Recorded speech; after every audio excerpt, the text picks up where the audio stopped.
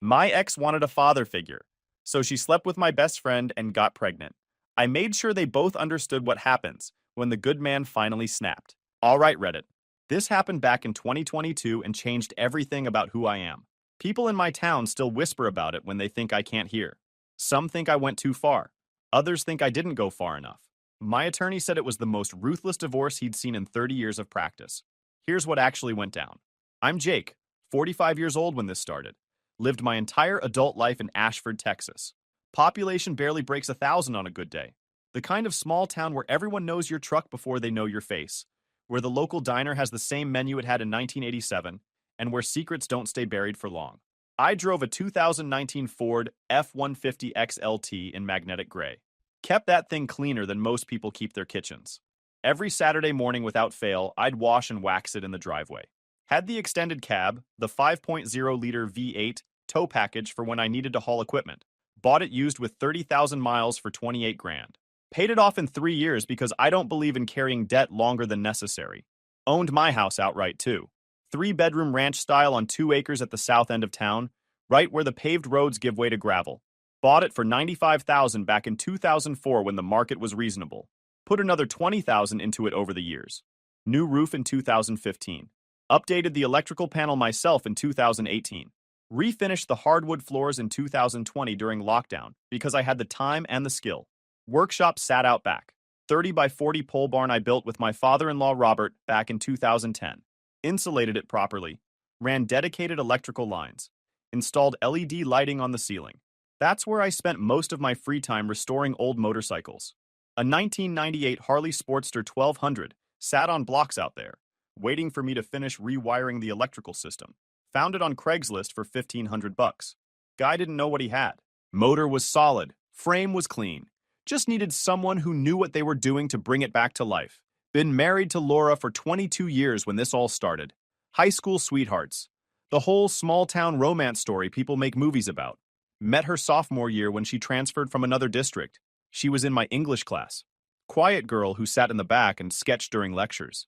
I asked to borrow a pencil one day just to have an excuse to talk to her. Took her to prom junior year.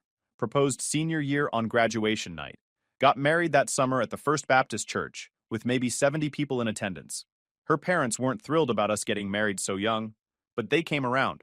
My folks loved her from day one. Laura taught art at Ashford Elementary. Started there right out of college and stayed for 18 years. The kids adored her. She had that patient, encouraging way about her that made even the most reluctant student want to try. Her classroom always smelled like tempera paint and construction paper. Walls covered in student artwork. She'd stay late every Tuesday and Thursday to run the after-school art club. Our daughter Claire was 17, senior year of high school. Played violin like she'd been born with the instrument in her hands. First chair in the school orchestra since freshman year. Won regional competitions 3 years running. Had colleges looking at her for music scholarships, but she'd already committed to this summer intensive program in Austin. 5 weeks of professional instruction, master classes, performance opportunities. Cost $4,200, but I paid it without hesitation. Kid had real talent, the kind that outgrew what our small-town school could offer. Life was comfortable in that steady, predictable way. Not exciting, not dramatic, just solid. The kind of life where you know what Tuesday looks like a month from now.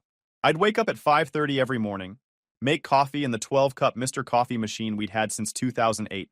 Drink 2 cups black while reading the news on my phone. Laura would come down around 6:15, already dressed for school. She'd pour herself coffee with cream and sugar, sit across from me at the kitchen table. We didn't need to talk much in the mornings, just comfortable silence broken by the occasional comment about the weather or plans for dinner. She'd leave for school at 7. I'd finish my coffee, check my schedule for the day, load my tools into the truck. My work kept me busy and local. Fixed wiring, installed ceiling fans, replaced circuit breakers, troubleshot electrical issues. Had my electrician's license since 2003. Built up a solid client base over the years. People trusted me because I showed up when I said I would. Did the job right the first time. Charged fair prices. Mrs. Jenkins down on Maple Street had my number on speed dial. Called me every time a light bulb burnt out, even though I'd shown her husband how to change them himself at least 6 times. I also volunteered at the fire station. Ashford Volunteer Fire Department. 23 active members, most of us holding down other jobs. I'd been with them since 2005. Started just helping out with equipment maintenance, Eventually became a certified firefighter, did EMT training. We didn't get many calls. Maybe one structure fire a year. Mostly vehicle accidents, medical emergencies, false alarms. But when someone needed help at 3 in the morning, we showed up. Sunday dinners were mandatory at Laura's parents' place. Robert and Patricia Patterson lived in the same house where Laura grew up. Big old Victorian on Elm Street with a wraparound porch and a garden. Patricia tended like it was her fourth child. We'd arrive around 1 o'clock. Robert would be in his leather recliner watching football or golf or whatever sport was in season. Patricia would be in the kitchen finishing up the meal. Robert Patterson was retired sheriff. Spent 32 years in law enforcement before hanging it up in 2015. Tough old guy with opinions on everything. But he respected me. Said I reminded him of how men used to be. Reliable. Honest. Someone you could count on in a crisis. We'd talk shop while he drank sweet tea, and I helped Patricia set the table. Dinners with them were pleasant. Pot roast or fried chicken or Patricia's famous meatloaf, mashed potatoes, green beans from her garden, homemade rolls. Claire would talk about school. Laura would share stories from her classroom. Robert would occasionally launch into some story from his law enforcement days. Patricia would just smile and make sure everyone had seconds. My own parents lived on the other side of town. Dad was retired from the post office. Mom had been a school secretary for 30 years before retiring. They doted on Claire, proud of their only granddaughter. Sunday afternoons after dinner at the Pattersons, we'd usually swing by my parents' place for dessert. Mom always had something baked. Chocolate chip cookies were her specialty. Life had a rhythm to it. Monday through Friday, I worked. Evenings, I'd either have a small job or I'd be in the workshop. Weekends were for bigger projects, family time, church on Sunday morning at First Baptist, dinners with family. Every other Saturday night, Laura and I would go to Mackenzie's Steakhouse in the next town over. Our date night tradition since our 10th anniversary. Pastor Reynolds knew my name, would nod at me during sermons, and sometimes use me as an example of consistency in an inconsistent world. Made me uncomfortable when he did it, but I understood what he meant. In a small town like Ashford, people noticed when you showed up, and I showed up everywhere I was supposed to be. Sheriff Davis, who took over after Robert retired, would give me hell about taking too long on jobs at the station. I'd been slowly upgrading their electrical system over the past year. Old building, terrible wiring, everything on the verge of code violations. I'd joke that I was saving them from fire hazards, and he'd complain that I was taking too long about it. Kids in town waved when I drove past in my truck. The teenagers working at the grocery store knew I liked my coffee black and my receipts in the bag. Mrs. Watkins, who lived alone after her husband passed in 2019, had my number taped next to her phone. Called me at least once a month for some minor issue that usually didn't need an electrician, but I'd go anyway because she was lonely and I didn't mind. I was that guy. The one who showed up when you needed him. Fixed your problem. Charged what the job was actually worth. Didn't cut corners. Didn't talk your ear off. Just did solid work and went home.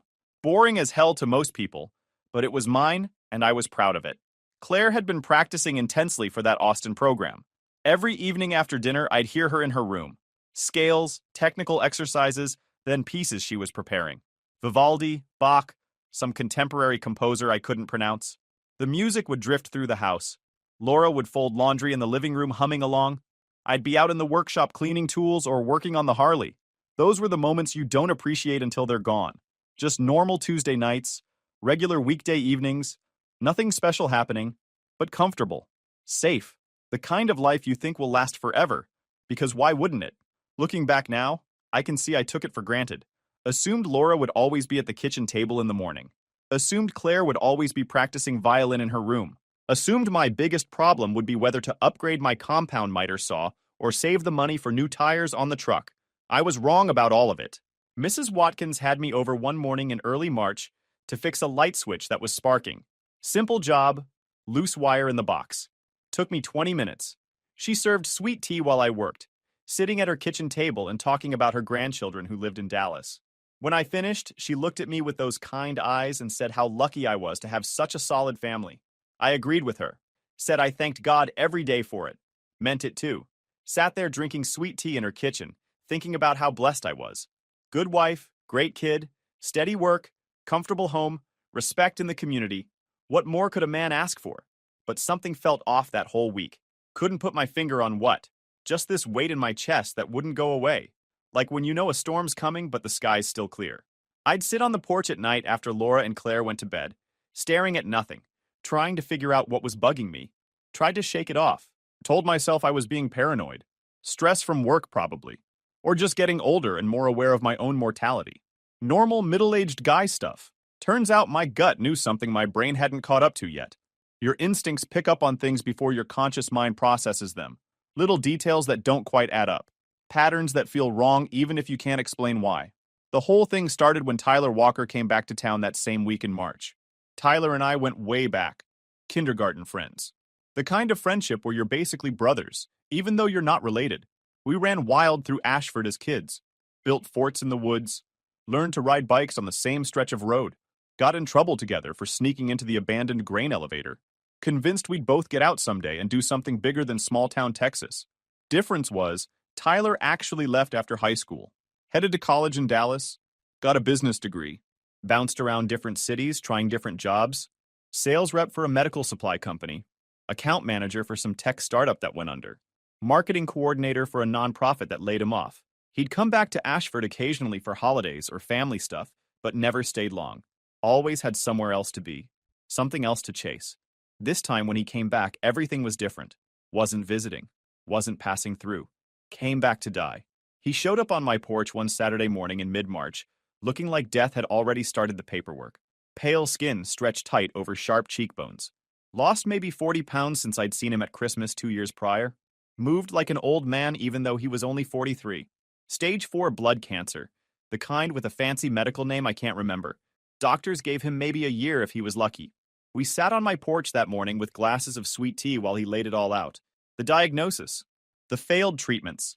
The impossible odds. The timeline he was staring down. His voice was steady, but quiet. Like he'd already made peace with it and was just informing me of facts. I didn't know what to say at first. Just sat there watching the wind move through the grass across the road while trying to process that my best friend since elementary school was dying. Your brain doesn't want to accept information like that. Keeps trying to find angles where it's not true, where the doctors made a mistake, where there's some treatment they haven't tried yet. Finally told him he should have said something sooner. He laughed. That same laugh I'd heard 10,000 times growing up. Said he didn't want to ruin the surprise. Asked him where he was staying. He'd rented old Mrs. Cooper's place on the west side of town. 2-bedroom house that had been sitting empty since she moved to a nursing home. Landlord was happy to have someone in there even short term. Tyler didn't have much. One suitcase of clothes. Laptop. Stack of medical paperwork that would have overwhelmed anyone. I made a decision right there. Told Tyler I'd help however I could. Drives to appointments, errands, whatever he needed. He tried to wave it off. Said he didn't want to be a burden. I shut that down immediately. 23 years of friendship don't disappear because life got hard. From that day on, helping Tyler became part of my routine. Took him to his oncology appointments at the medical center in Waco. 2 hours each way. Sat in waiting rooms for hours while they pumped poison into his veins, trying to slow down the cancer that was eating him alive. Picked up his prescriptions from the pharmacy. Helped him figure out his insurance paperwork because the system is designed to confuse dying people. Cleaned his rental house when the nausea got too bad for him to care. When I couldn't be there because I had work, Laura stepped in. At first I appreciated it. Laura had always been that way. Nurturing. Couldn't stand seeing people suffer. She'd bring Tyler meals. Vegetable soup, grilled chicken, things that wouldn't upset his stomach. Changed his sheets. Ran his errands. Organized his medications in one of those daily pill containers, so he wouldn't miss doses. She'd rearrange her teaching schedule to help more often. Taking personal days. Leaving school early. Going over to Tyler's place on her lunch breaks. I thought it was kind. Thought it showed what good people we were. Taking care of someone who had nobody else.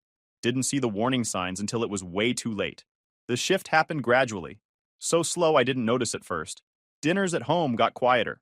Laura started missing family meals. I'd come home from a job to find a cold plate wrapped in foil sitting on the counter. Note saying she was at Tyler's. Claire would take her dinner to her room. I'd sit alone at the kitchen table eating leftover pot roast, listening to the house settle around me. Tried to tell myself it was temporary. Tyler needed extra help during this rough patch. Once he stabilized on a treatment regimen, things would go back to normal. Laura would be home for dinner again. We'd go back to our regular routine, but it kept getting worse. Laura would come home past 10 at night smelling like antiseptic. Eyes red from crying. Too exhausted to talk. She'd go straight to the bathroom, take a long shower, then collapse into bed. I'd try to start a conversation. Ask how Tyler was doing. Ask if she needed anything. She'd give 1 or 2 word answers, then turn away. The bedroom started feeling like foreign territory. We'd shared that space for over 2 decades, knew each other's sleep patterns, the sounds the other made at night, the way we'd unconsciously reach for each other. Now it felt like sleeping next to a stranger. She'd lie on her side of the bed, with her back to me. I'd lie on mine, staring at the ceiling. Neither of us saying anything. One night I tried to bridge the gap. Mentioned how I'd noticed she was spending a lot of time helping Tyler. Said I appreciated her kindness, but missed having her around. Asked if maybe we could find some balance. She sighed like I was being unreasonable. Said Tyler was dying and needed support, that he had nobody else. Asked what I expected her to do. Abandon him. I didn't push it. Just said okay and rolled over. But the distance between us felt like it was measured in miles instead of inches. Laura started talking about Tyler constantly, his treatments, his struggles, how unfair it was that he never got to have a family, how he deserved better than dying alone. I'd nod and make sympathetic sounds while fixing a leaky faucet or replacing a light fixture. But the frequency started bothering me. Every conversation circled back to Tyler, his pain, his loneliness, his regrets. One Tuesday night in late April, I came home around 8 from a big job. Replaced all the wiring at the Henderson Farms equipment barn. Long day. Back was sore. Hands covered in cuts from stripping wire. House was dark except for Claire's room upstairs. Another foil-wrapped plate on the counter. Cold pot roast and carrots. Third time that week. I served myself. Sat down at the kitchen table. Barely took 2 bites before Laura came in. Keys in hand, purse over her shoulder. Asked if I'd eaten yet. Told her I just started. She walked past me to get water from the fridge. Asked if I'd talked to Claire today. Said she was with friends. Laura nodded. I set down my fork. Said we needed to talk. This situation with Tyler couldn't continue like this. She turned sharply. What situation? I took a breath. Explained that I understood Tyler was sick and needed help. That I was glad we could be there for him. But this was our home, our family, our life. And lately it felt like we were the afterthought. Laura's expression hardened. Said Tyler was dying. That he had less than a year. That he needed people who cared about him. Asked her what that made us.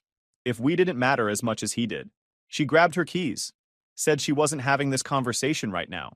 Headed for the door. I raised my voice for the first time in months. Said she was choosing him over her own family. She stopped in the doorway. Didn't turn around. Just stood there for a few seconds. Then walked out. Drove straight back to Tyler's place. I sat alone at that kitchen table with my half-eaten dinner getting colder.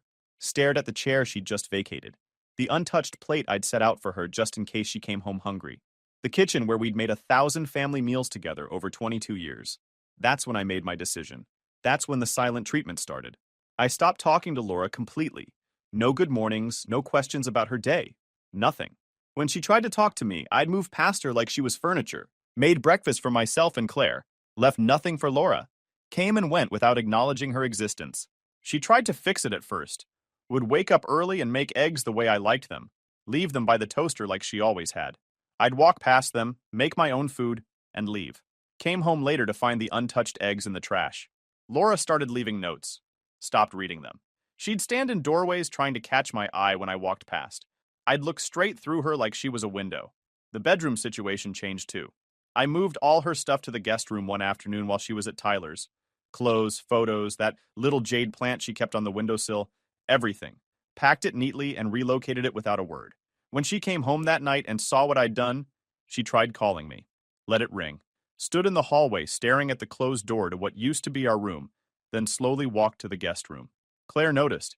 Asked me one night why Mom was never around anymore. I told her to ask her mother. Didn't elaborate, didn't explain, just walked away. Claire went and found Laura later. They talked behind closed doors for over an hour. Nothing changed though. Laura kept going to Tyler's place every day. Kept coming home late. Kept trying to get my attention while I treated her like she didn't exist. This went on for weeks.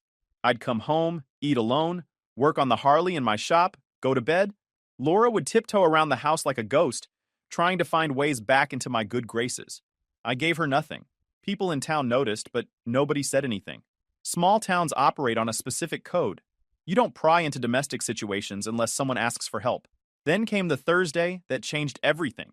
I got home around 4 in the afternoon from a job. House was empty, or so I thought.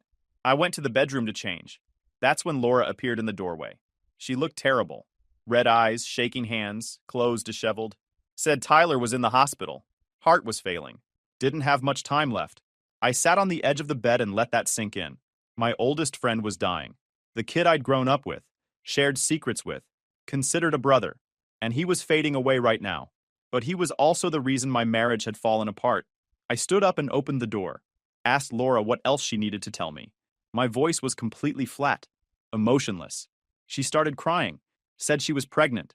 The hallway went silent except for the refrigerator humming in the kitchen. I stood there processing while she sobbed. Asked her how far along. 3 months. Asked her whose it was. Already knew the answer but needed to hear her say it. She broke down completely. Said it was Tyler's. I stood there for maybe 10 seconds. Then I told her we needed to get a paternity test. Said I didn't trust her anymore. That's when her knees gave out. She collapsed in the hallway, hit the hardwood floor hard, just folded up and went down. I didn't move, didn't try to catch her, didn't kneel down to check if she was okay. Just stood there watching her crumpled on the floor. She was out for maybe 5 minutes. When she came to, she was still lying on the floor. Looked up at me sitting in the bedroom chair. Asked why I hadn't helped her up. I told her so she'd know what it felt like to be abandoned. She flinched like I'd slapped her. Slowly got herself to her feet, leaning against the wall. Voice was barely a whisper when she confirmed it. Yes, the baby was Tyler's. Then she tried to explain. Said Tyler wanted to be a father before he died. Wanted his bloodline to continue. Said she agreed to help him have that. I closed my eyes, took a deep breath, opened them and asked if she understood the irony of a man dying from cancer in his blood, wanting that same corrupted blood passed on to a child. Laura's face went pale. Asked if I was seriously mocking Tyler's cancer. I smiled. Told her at least I was being honest, which was more than I could say for a homewrecker. She fell to her knees in front of me, begging now, please let her have the baby. She'd take care of it herself. It was Tyler's last wish. I didn't blink.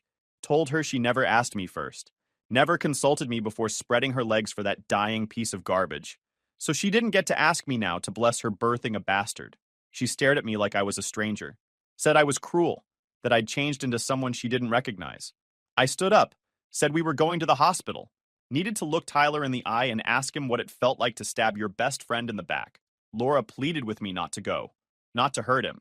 Said he was dying. I grabbed my keys, told her if I wanted him dead, he'd already be dead. But I wanted him to live long enough to suffer. That's when Claire came home. Walked in and saw her mother crying on the floor. Saw me standing by the door with my keys. She froze on the porch. Asked Laura if she told me yet. I turned and looked at my daughter. Really looked at her. She knew. This whole time she knew. I didn't say anything. Just smiled at her. Not a warm smile. Not a father's smile. The kind of smile that made her take a step back. Nodded at her slowly. Still smiling. Then stepped aside. Laura grabbed her purse and followed me to the truck. The drive to Waco was dead silent. We parked at the medical center around 7. Walked through those fluorescent-lit hallways that all smell the same. Found Tyler's room in the ICU wing without any trouble. He was hooked up to machines, oxygen mask covering half his face, looking like he'd aged 20 years since I saw him just last week. Tubes ran from his arms. Heart monitor beeping steady but weak. Room smelled like antiseptic and the particular scent of death approaching.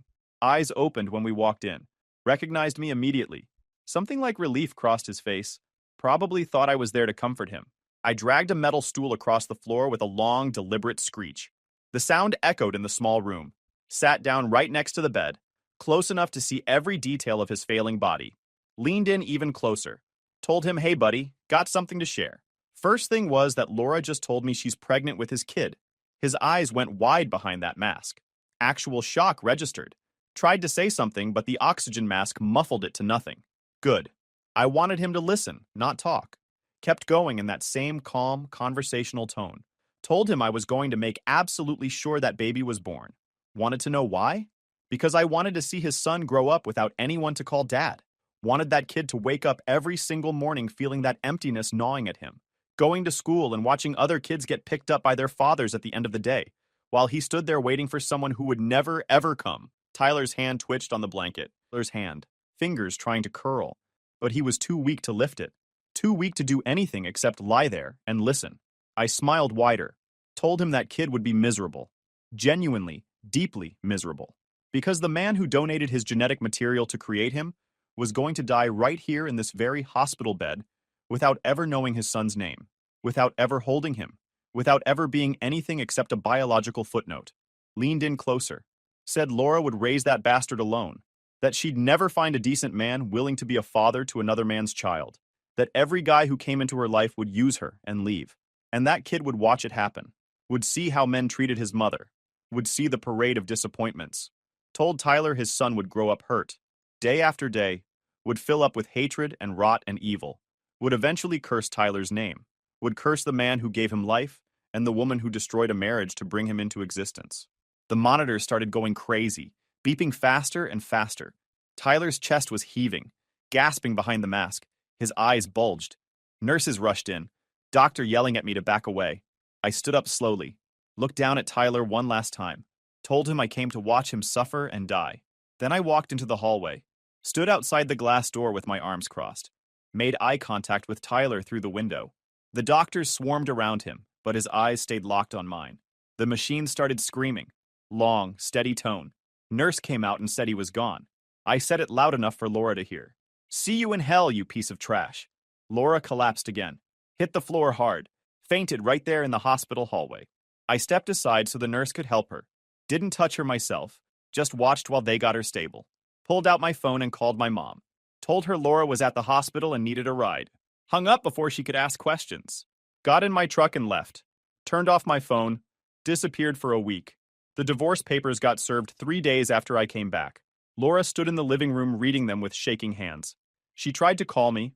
Phone was still off. That evening, my parents and her parents showed up. My mom, Margaret, looked worried. Laura's dad, Robert, looked angry. Her mom, Patricia, stood near the stairs. Claire was upstairs in her room. Robert spoke first. Asked why I was divorcing Laura when she was carrying my child. I set down my glass and turned to Laura. Told her to explain to everyone why I served those papers. She couldn't speak, just stood there crying. I said it clearly. Laura slept with Tyler Walker and got pregnant with his baby. So no, her situation wasn't my concern. The room went silent. You could have heard a pin drop. Turned to my mom. Told her Laura betrayed everything we built. That I prayed every day for her to suffer. Wanted to see her raise that bastard alone. Wanted to live long enough to see that kid curse her for his miserable existence. Margaret stepped back like I'd hit her. Stared at me like she was seeing a stranger. This wasn't the son she raised.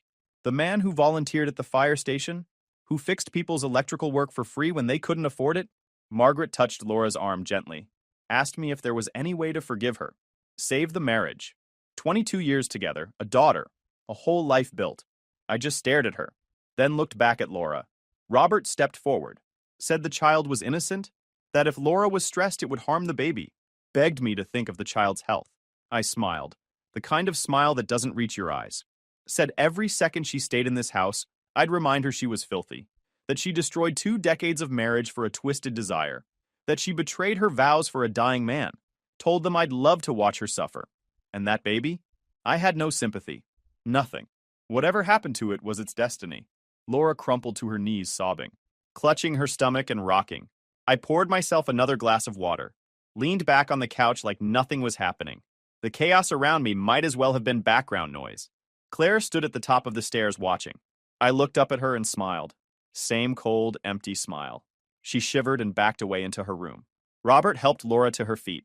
Said they were leaving. Didn't wait for arguments.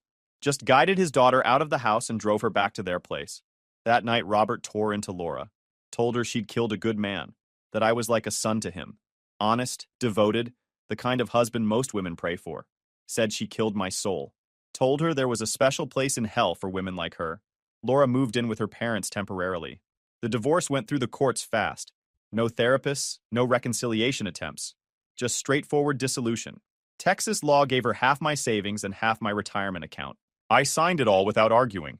The courthouse steps were quiet that morning in late July when we finalized everything. Laura didn't show up. Just sent her lawyer to sign on her behalf. Couldn't face me one last time. Fine by me. David Kane and I walked out together into the Texas heat. Summer sun beating down. Temperature already pushing 95 at 10 in the morning. Crossed the street to a small park bench under a dying oak tree. Sat down without saying much at first. Just 2 men processing the end of something. The leaves overhead rustled dryly in the wind, crispy from lack of rain. Drought had Texas in a chokehold that summer. David broke the silence first. Asked if I was doing okay. I shrugged. Said I was doing exactly as okay as expected. Told him thanks for handling everything so efficiently. The man was worth every cent of that $15,000 retainer. He laughed, said there was plenty more work where that came from. Plenty of husbands getting screwed over by wives who didn't appreciate what they had. Business was booming in the divorce sector. We sat there another few minutes. Then both stood up. David offered his hand. Firm handshake. Professional. Told me to take care of myself. I said I would. He started walking toward his car. Black Mercedes S-Class parked in the shade. Then stopped about 20 feet away. Turned back around. Called out, asked if he could cash in a favor eventually. I smiled faintly. Told him sure. I'd be around. He nodded once, then got in his car and drove away. Watched those taillights disappear down Main Street until he turned the corner. Stood there alone for another minute, then walked to my truck and drove home to that empty house. 6 months went by. Spring turned to summer. House was quiet. I didn't take on new jobs. Didn't go to the fire station. Just existed. Then Margaret called one evening. Said Laura gave birth. A boy. Baby was in the NICU. I didn't respond. She said the delivery was hard. Laura wasn't doing well. Still nothing from me. Margaret started to say something else. I hung up. 2 days later, the doctors told Laura the baby had a genetic heart defect. His heart was too weak. Laura just nodded and stared at the ceiling. 5 days after birth, the monitors flatlined. Baby died without making a sound. Laura's vitals started dropping within hours. Doctors recognized the signs. Broken heart syndrome. Stress-induced cardiomyopathy. She died 7 days after her son. Died alone in a hospital bed, without ever hearing from me again. Claire took it hard. The hatred she'd been carrying wasn't directed at the world or at her mother. It was all aimed at me. She remembered her 18th birthday 3 months earlier. That night, I'd thrown her a party. Decorated the whole house myself. Balloons, streamers, cake, music. Invited both sets of grandparents. Even invited Laura, which gave everyone hope. During the cake cutting, Claire made a wish. Said she wished our family could be together again. I'd poured myself some water and sat at the head of the table. Told her welcome to adulthood. Said it's not as sweet as cake. That wishes mean nothing in the real world.